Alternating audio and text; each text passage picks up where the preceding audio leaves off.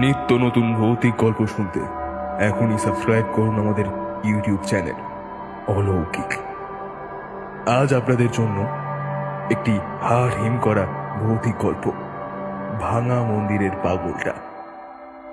আজকে বিভিন্ন চরিত্রে অভিনয় করেছেন শ্রেয়সী, স্বরূপ, সৌরভ, দিগন্ত এবং ময়ূক। গল্পটি শুনবার আগে আপনাদের কাছে ছোট্ট একটা অনুরোধ, গল্পটি যদি ভালো লেগে থাকে তাহলে আমাদের চ্যানেলটিকে অবশ্যই সাবস্ক্রাইব করে আমাদের পাশে থাকতে ভুলবেন না।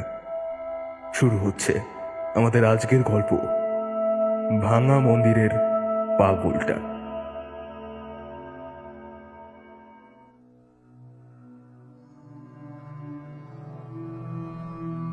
এই এক আশ্চর্য অবিশ্বাস্য ঘটনা।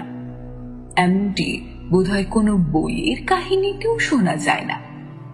তবু ঘটেছিল আমাদের মাস্তুতো দাদা ভুলটিদার জীবনে। এই ঘটনায় একজন হারিয়েছিলেন প্রাণ, আর ভুলটিদা থাক, তার কথায় পরে আসছে। ভুলটিদা আমাদের থেকে প্রায় 16-17 বছরের বড়। শুধু বয়সে বড় বলে নয়, চেহারাতেও বেশ ভারিক্কি ছিলেন তিনি। তাই আমরা ভাই বোনে ভুলটিদাকে বেশ সমীহ করেই চলতাম। বরাবরই ভুলটিদা লেখাপড়ায় কিন্তু তেমন ভালো ছিলেন না, তবে পরীক্ষার দরজাগুলো টাইট হয়ে কোনো মতো পেরিয়ে যেতেন। কিন্তু অন্য সব বিষয়ে তার জুড়িমেরা ভার ছিল। কি খেলাধুলোয়, কি সাঁতারে, বা কোনো গাছে চড়ায় তার দোসর কোথাও খুঁজে পাওয়া যেত না। তেমনি সাহসও তার ছিল প্রচন্ড, আর এর সঙ্গে যোগ হয়েছিল তার পরোপকারের মনোবৃত্তি। ওই দুর্জয় সাহস আর পরোপকারের নেশায় তাকে জীবনে মাঝে মাঝে অনেক বিপদের সম্মুখীন হতে হয়েছিল। কিন্তু ওই সব তিনি থোড়াই কেয়ার করে নিজের আদর্শেই চলতেন। তা থেকে তাকে কোনো মতেই সরানো যেত না। এই পরোপকার বা সমাজ সেবা যাই বলো না কেন, তা কিন্তু ভুলটিদার ঘাড়ে কেউই জোর করে কখনো চাপিয়ে দিত না। ভুলটিদাই ওই সব ব্যাপারে নিজে এগিয়ে এসে সব দায়িত্ব নিজের ঘাড়ে হাসি মুখে চাপিয়ে নিতেন। আর এই সব কাজে তার অন্য 3 জন সঙ্গীও ছিলেন। ওই গ্রামেরই অপর 3 জন ভুলটিদার খুব ঘনিষ্ঠ বন্ধু, মানিক, অমিয় আর ভোলা। ভুলটিদার সুবাদে ওই 3 জনকেও আমরা দাদা বলেই ডাকতাম। ওই 4 জনের মনের মিলও ছিল খুব। যখন যেখানেই হোক না, ওই 4 জনকে একসাথেই দেখা যেত। আমাদের বাড়িতেও যতবার এসেছিলেন ওই 4 জনই মিলেই এসেছিলেন। গল্প গুজবে হই হুল্লোড়ে মাতিয়ে রাখতেন আমাদের বাড়ি।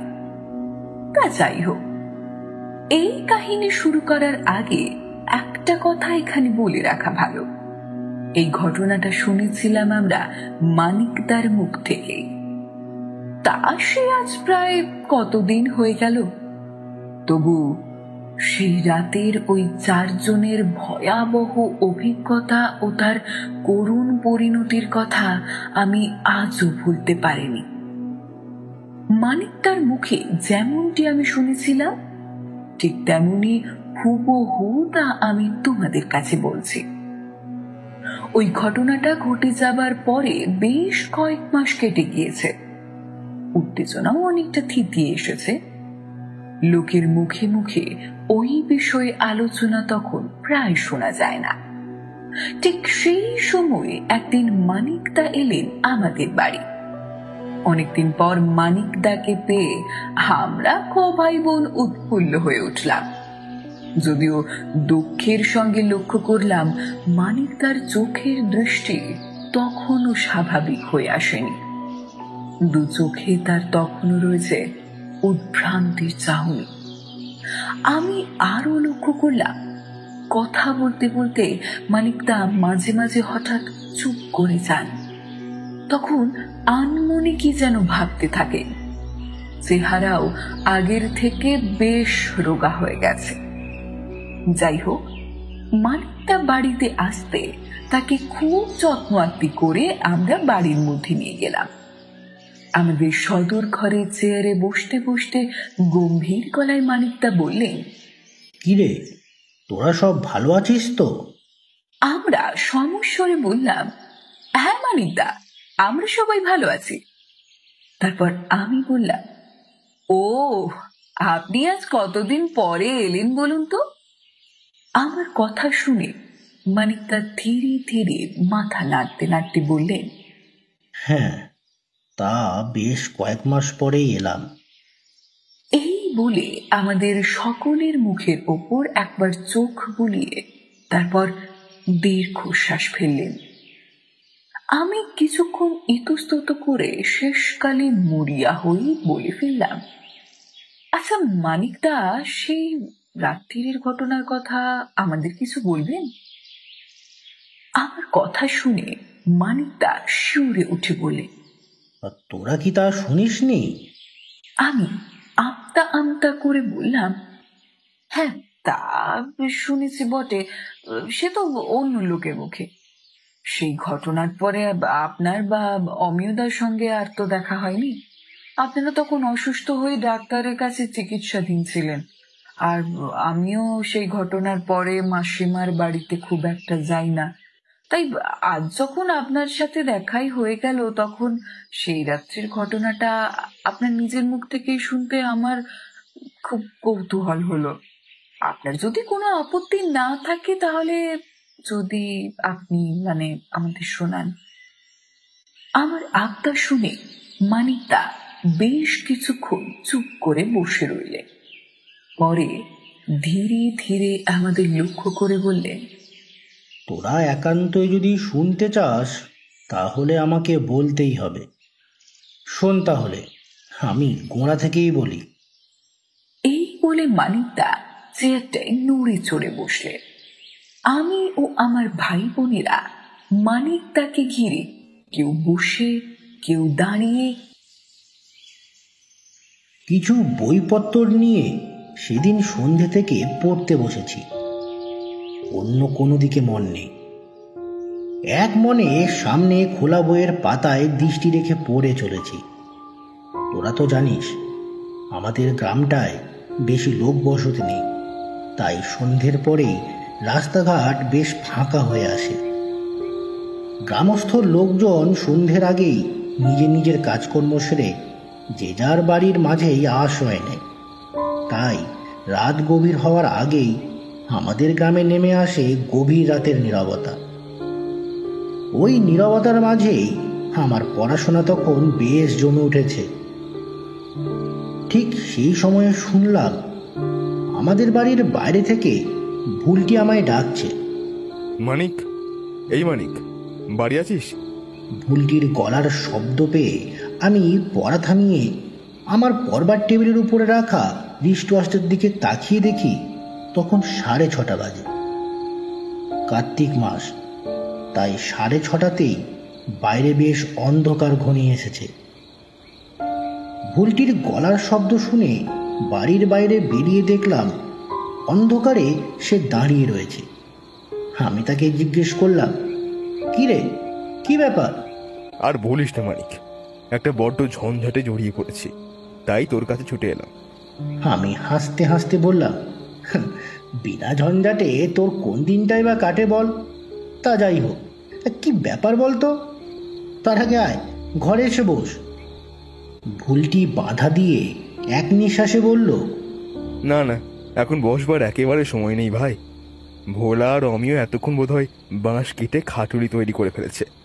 শ্মশানে যাওয়ার জন্যে আর কাউকে সামনাসামনি পেলাম না, তাই কাল তোর ইন্টারভিউ আছে জেনেও তোকেই ডাকতে এলাম। চ ভাই, আর দেরি করিস না, কাকিমার কাছ থেকে পারমিশনটা আদায় করে নিয়ে আমার সঙ্গে এক্ষুনি আয়। ভুলটির কথা শুনে আমি তো প্রায় আকাশ থেকে আছড়ে পড়লাম।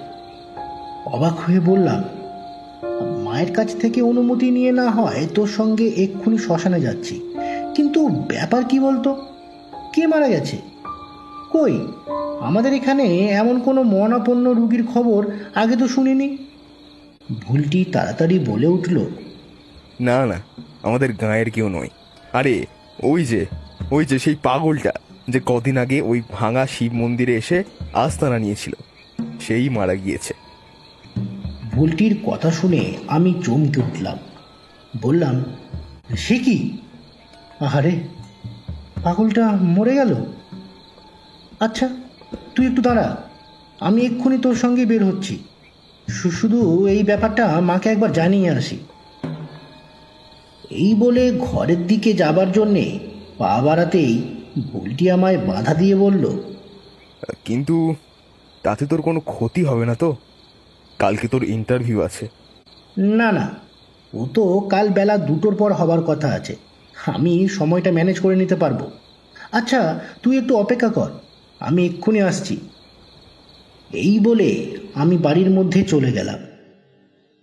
এতক্ষণ মানিকদা একভাবে বলতে বলতে হঠাৎ চুপ করে গেলেন। আমরাও মানিকদার মুখের দিকে তাকিয়ে চুপ করে রইলাম। দেখলাম মানিকদার ভাবলেশীন চোখের দৃষ্টি খোলা জানালার গণ্ডি ছাড়িয়ে দূরে আকাশের সুদূরে কোথায় যেন হারিয়ে গেছে। কতক্ষণ এইভাবে চুপ করে বসে থাকলাম, খেয়াল নেই। তিনি যেন চমকে ফিরে এলেন নিজের মধ্যে। চেয়ারটায় নড়ে চড়ে বসে বাইরের দৃষ্টিটাকে ঘুরিয়ে ফিরিয়ে আমাদের ওপরে নিয়ে এসে তিনি ফের ধীরে ধীরে বলতে লাগলেন, তোরা তো দেখেছিস আমাদের গ্রামের শেষ সীমানায় ওই পরিত্যক্ত শিব মন্দিরটা কতকাল ধরে যে বুনো আগাছার জঙ্গলের মধ্যে পড়ে রয়েছে তা কেউ জানে না। ওর মধ্যে অনেককাল ধরেই কোনো বিগ্রহ নেই, তাই সংস্কারের অভাবে ওটা একরকম ভেঙে চুরেই পড়ে রয়েছে। তাছাড়া গ্রামের শেষ সীমানায় বলে ওদিকটায় কেউ বড় একটা যাওয়া আসা করে না। একদিন হঠাৎ একটা পাগল কোথা থেকে এসে ওই মন্দিরটায় আস্তানা গাড়ল। ওই পাগলটাকে মাঝে মাঝে গ্রামের মধ্যেও ঘুরতে দেখা যেত, এখানে ওখানে খাওয়ার খোঁজে। হ্যাঁ, একটা কথা তোদের বলতে ভুলে গেছি, ওই পাগলটার বাঁ পা ছিল খোঁড়া। ওই খোঁড়া পাটা টেনে টেনে ওই পাগলটা হাঁটা চলা করত। তা যাই হোক, ভুলটির কাছ থেকে রাস্তায় যেতে যেতে শুনলাম সেদিন বিকেলে আমাদের গ্রামের ছিরু মোড়ল তার হারানো বাছুরটা খুঁজতে খুঁজতে ওই ডাঙা শিব মন্দিরটার কাছে গিয়েছিল। শিব মন্দিরের আধ ভাঙা কপাটের পাল্লা দুটো ভেজানো ছিল। মন্দিরটা দেখে হঠাৎ ছিরুর পাগলটার কথা মনে পড়ে যায়। পাগলটা তো নানান জায়গায় ঘুরে বেড়ায়, ও হয়তো হারানো বাছুরটার খোঁজ দিতে পারে। এই ভেবে ছিরু ভেজানো পাল্লা দুটো ঠেলা দিয়ে ভাঙা ঘরটার মাঝে গিয়ে চমকে ওঠে। দেখে স্যাঁতস্যাঁতে আধো আলো আধো অন্ধকারে ঘেরা সেই ঘরটার এক কোণে কিছু ছেঁড়া ময়লা কাপড় চোপড়ের মাঝে পাগলটা চিত হয়ে মরে পড়ে রয়েছে। এক ঝলক দেখেই ছিরু বেশ বুঝতে পেরেছিল পাগলটা 2-1 দিন আগেই মরে গিয়েছে। তার শরীর ফুলে উঠেছে আর তা থেকে বেশ দুর্গন্ধ ছড়াচ্ছে। ওই রকম নির্জন পরিবেশে হঠাৎ একটা বাসি মরার সামনাসামনি পড়ে ছিরু বেশ ভয় পেয়ে যায়। বাছুর খোঁজা তো তার তখন মাথায় ওঠে। পড়ি কি মরি করে তখন সে ছুট লাগায় গ্রামের দিকে। ছুটতে ছুটতে হঠাৎ সে রাস্তায় ভুলটির দেখা পেয়ে যায়। আর ভুলটি ছিরুর মুখে সব ব্যাপার জেনে তখনই সে ওই পাগলের মৃতদেহ সৎকারের জন্যে ব্যস্ত হয়ে ওঠে। নাই বা হলো গ্রামের লোক, হলোই বা সে পাগল, তবু তো সে মানুষ।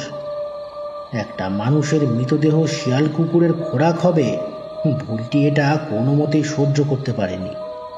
তাই সে তখনই তার অপর দু বন্ধু ভোলা আর অমিয়র সঙ্গে দেখা করে তাদের নিয়ে ওই শিব মন্দিরের দিকে যায়।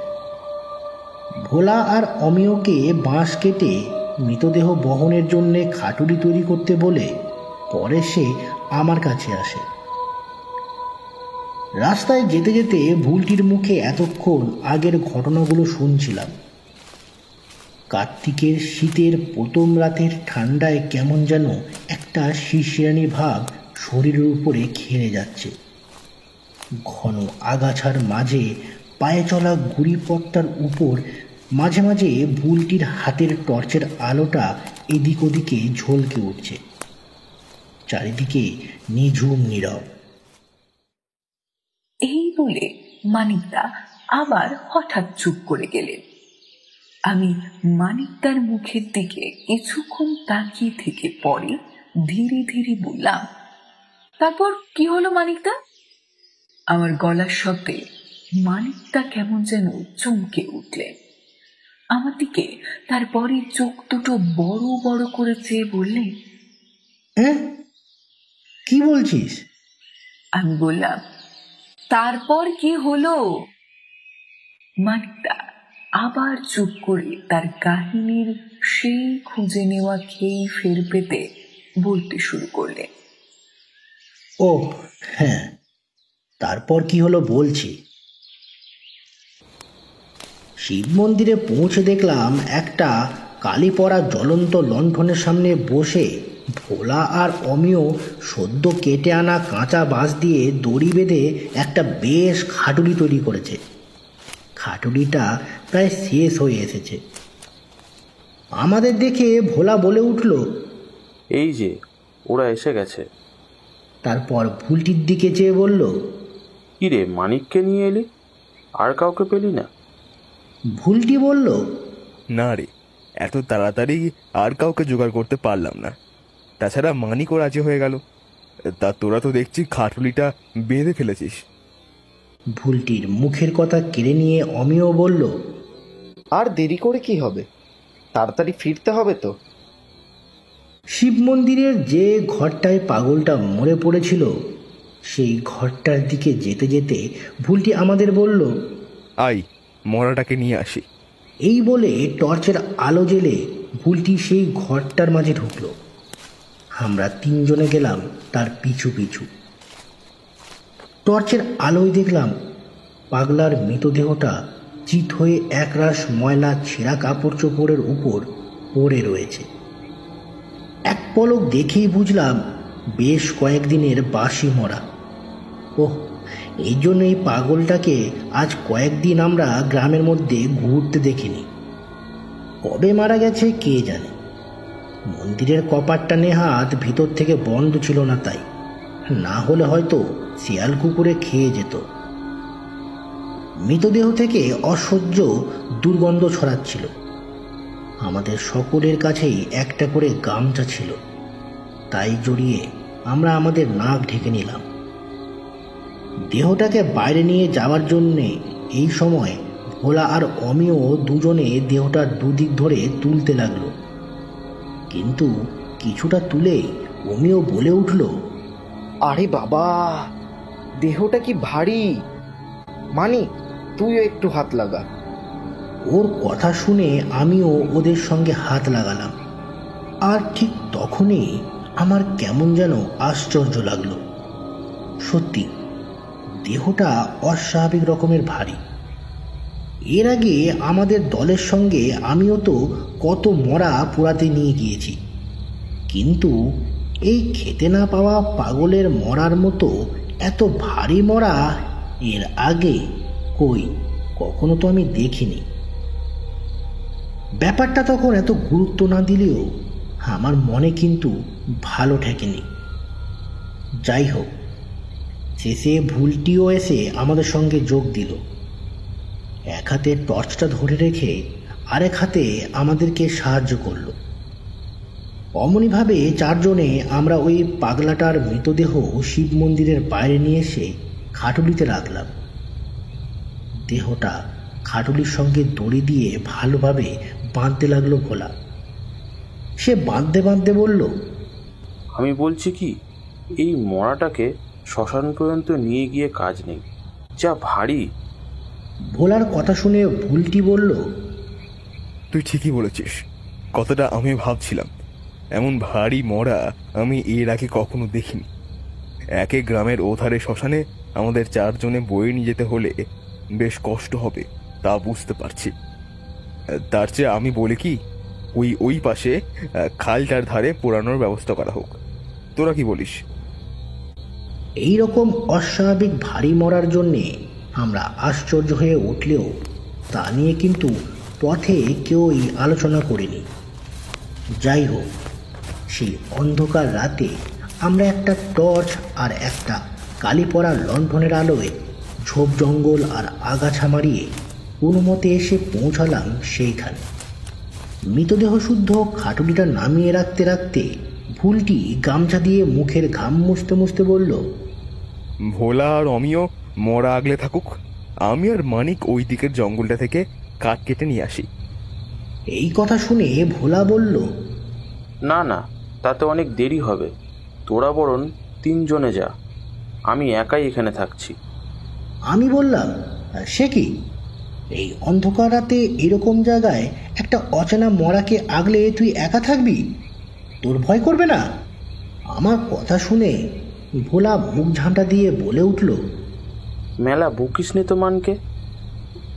ভোলার একগুয়েমি দেখে অগত্যা লণ্ঠনটা তার কাছে রেখে আমরা 3 জনে এগিয়ে চললাম সামনের জঙ্গলটার দিকে।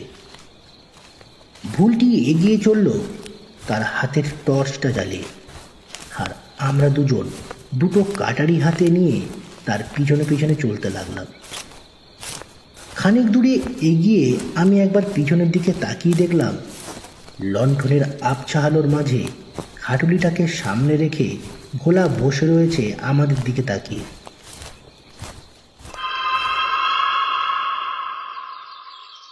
এই বলে মানিকদা আবার চুপ করে গেলেন। কিছুক্ষণ পরে নিজের থেকেই ফের বলতে শুরু করলেন, তখন কি আর জানতাম যে ভোলার সঙ্গে সেই আমাদের শেষ দেখা? তাহলে ওকে অমনভাবে একলা ফেলে আমরা নিশ্চয়ই কাঠ কাটতে যেতাম না।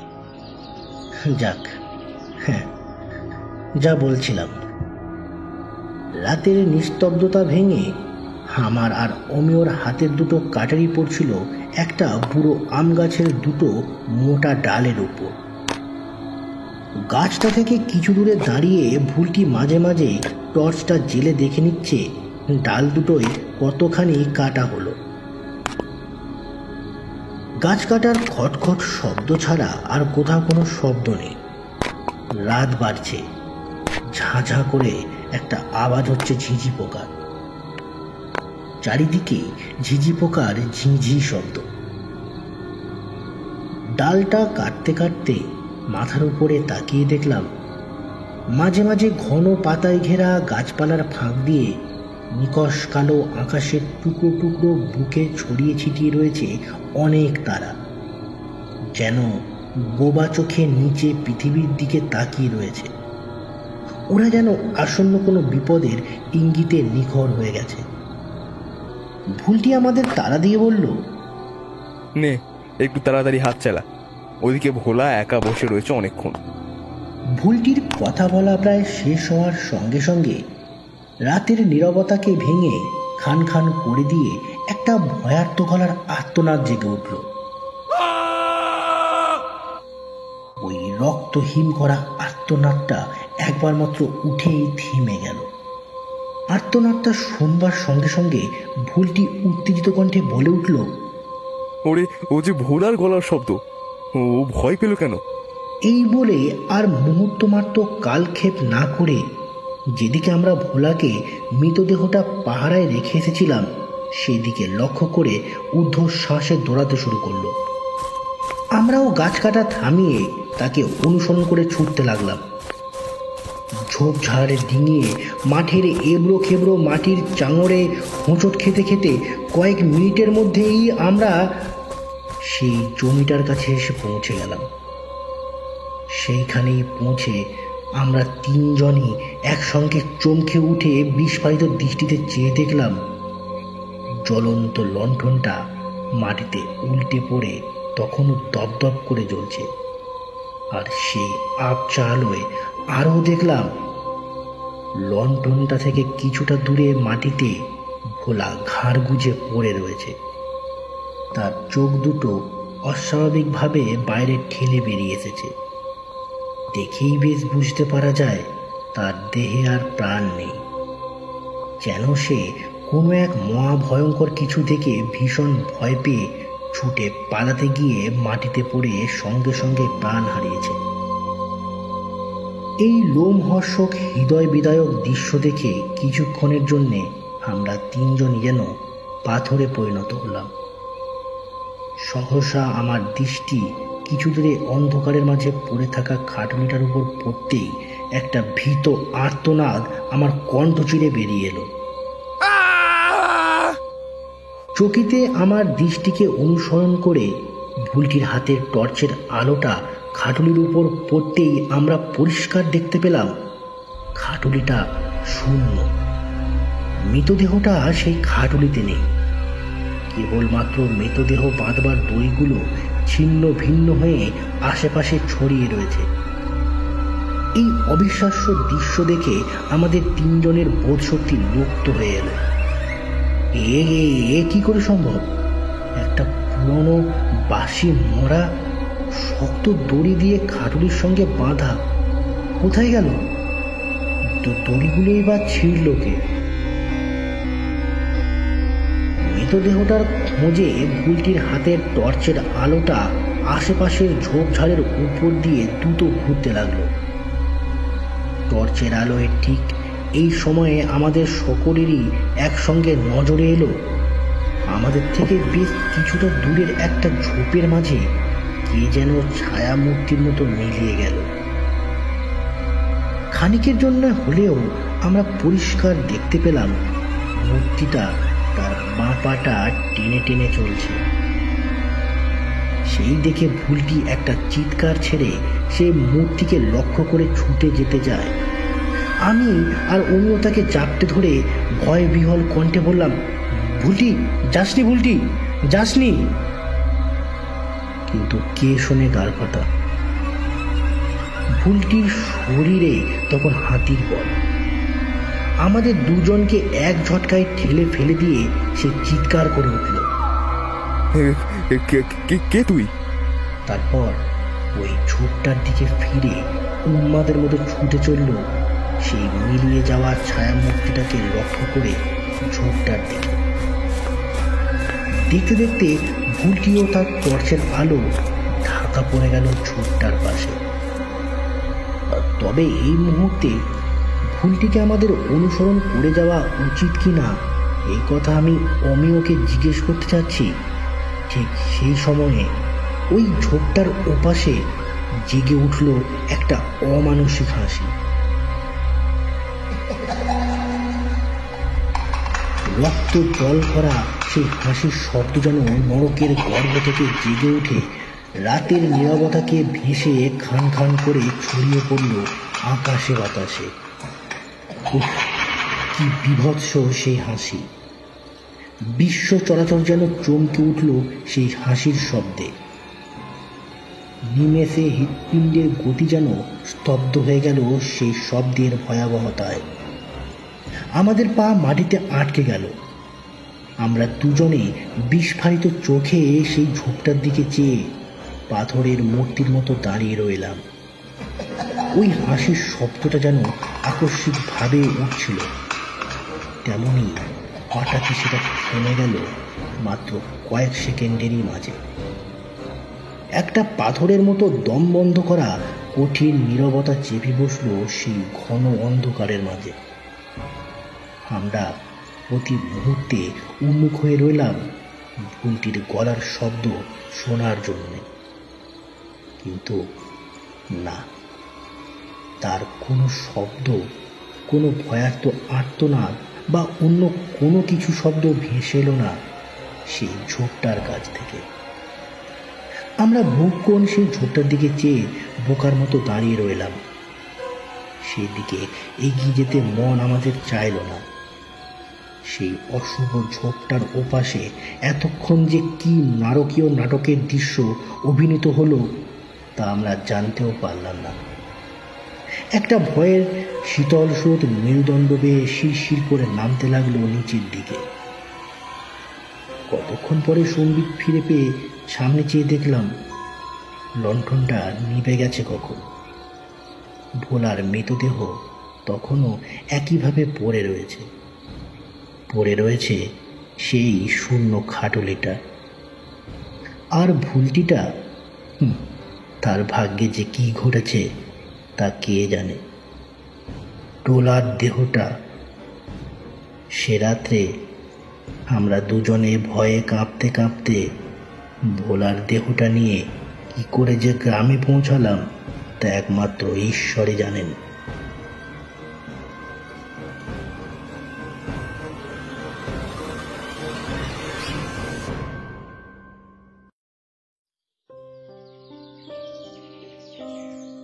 মানিকদা চুপ করলেন। তার বলাও শেষ হলো। দেখলাম মানিকদার দু চোখের কোণে দু ফোঁটা জল চিকচিক করছে। আমরাও ক ভাই বোনে মানিকদার মুখ থেকে এই আশ্চর্য অবিশ্বাস্য ঘটনার বর্ণনা শুয়ে ভয়ে ও দুঃখে বোবা হয়ে গেছিলাম। মানিকদার মুখের দিকে আমরা কজনে শুধু চুপ করে তাকিয়েছিলাম।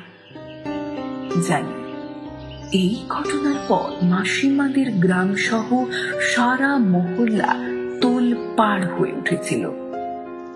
বহুদিন পর্যন্ত ভুলটিদার খোঁজ খবর নানান ভাবে করা হয়েছিল, কিন্তু আজও ভুলটিদাকে পাওয়া যায়নি। ফিরে আসেননি তিনি মাসিমার কাছে। মানিকদার মুখে ওই কাহিনী শোনার পর অনেক কাল কেটে গেছে, কিন্তু আজও যখনই মাঝে মাঝে ওই ঘটনার কথা মনে পড়ে যায় তখনই আমি অবাক হয়ে যাই। ওই ভয়াবহ অবিশ্বাস্য অলৌকিক ঘটনার কোনো মনোমতো ব্যাখ্যাই আমার কাছে খুঁজে পাওয়া যায় না। তবু প্রশ্ন থেকেই যায়, কি দেখেছিলেন ভোলাদা যাতে তার মতো ওই রকম সাহসী যুবককেও প্রাণ হারাতে হয়েছিল? দড়িগুলো কে ছিঁড়েছিল? ভুলটিদা কাকে তাড়া করে গিয়েছিল? আর তার নিজের ভাগ্যেই বা কি ঘটেছিল? এই প্রশ্নগুলোর জবাব আমি আজও খুঁজে পাইনি।